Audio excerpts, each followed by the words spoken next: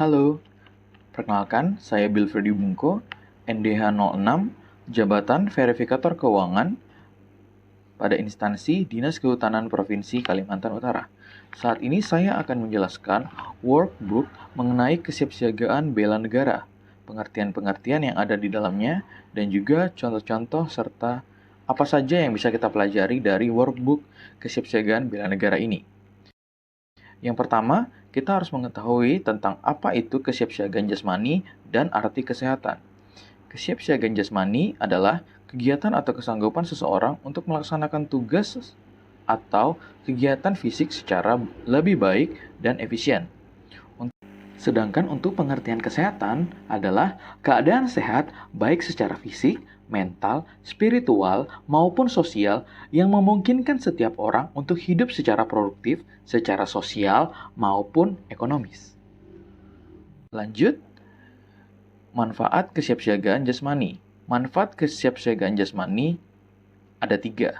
Yang pertama, manfaatnya adalah kita memiliki postur tubuh yang baik. Yang kedua, kita memiliki ketahanan melakukan pekerjaan yang berat. Yang ketiga, memiliki ketangkasan yang tinggi. Bentuk-bentuk latihan yang bisa kita lakukan untuk kesiapsiagaan bela negara, yang pertama adalah lari 12 menit, yang kedua pull up 10 kali untuk pria, dan chinning 20 kali untuk perempuan. Yang ketiga, sit up. Sit up 35 kali per menit untuk pria, dan 30 kali per menit untuk perempuan. Yang keempat, push up. Push up 35 kali per menit untuk pria dan 30 kali per menit untuk perempuan. Yang kelima, ada shuttle run, yaitu lari berjarak 10 meter dengan 3 kali putaran dengan waktu maksimal 20 detik. Adapun pengukuran kesiapan jasmani menggunakan chopper test. Salah satunya adalah lari 2,4 km dengan maksimal 9 menit dan berenang minimal 25 meter. Berikut adalah tips kesiapsiagaan jasmani. Yang pertama, kita harus makan makanan yang bergizi secara teratur dan dalam porsi yang cukup atau tidak berlebihan. Yang kedua, kita harus menyediakan waktu yang cukup untuk beristirahat. Yang ketiga, kita harus membiasakan olahraga. Yang keempat, kita harus memperbanyak konsumsi air putih. Dan yang kelima, kita harus buang air segera dan tidak boleh ditunda. Kesehatan mental adalah sistem kendali diri yang bagus sebagai wujud dari kinerja sistem limbik atau cenderung ke emosi, dan sistem korteks prefrontalis, yaitu cenderung rasional yang tepat. Bagaimana cara meningkatkan kesiapsiagaan mental? Ada 4 hal yang bisa kita lakukan. Yang pertama, kita menerima dan mengakui diri kita sebagaimana apa adanya, dengan cara ikhlas dan bersyukur. Yang kedua, kita harus berpikir positif dan bersikap sportif. Dan yang ketiga, kita percaya diri dan memiliki semangat hidup. Dan yang terakhir, siap menghadapi tantangan dan berusaha terus untuk mengatasinya. Berikut ini adalah contoh-contoh implementasi kesiapsiagaan mental. Yang pertama, berperilaku menurut norma-norma sosial yang diakui. Sikap perilaku tersebut digunakan untuk menuntun tingkah lakunya. Yang kedua, mengelola emosi dengan baik. Dan yang ketiga, mengembangkan berbagai potensi yang dimiliki secara optimal. Yang keempat, mengenali resiko dari setiap perbuatan. Yang kelima, menunda keinginan sesaat untuk mencapai tujuan jangka panjang. Dan yang terakhir, menjadikan pengalaman langsung maupun tidak langsung sebagai guru yang terbaik. Berikutnya adalah pengertian dari kecerdasan emosional.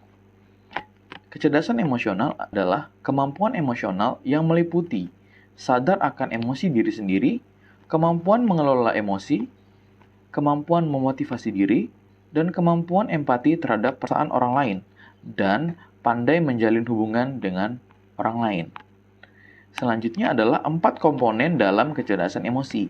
Yang pertama, kesadaran diri sendiri. Yang kedua, pengelolaan diri sendiri. Yang ketiga, kesadaran sosial. Dan yang keempat, pengelolaan hubungan sosial. Bagaimana cara kita meningkatkan kesadaran emosi? Ada 8 cara yang bisa kita lakukan.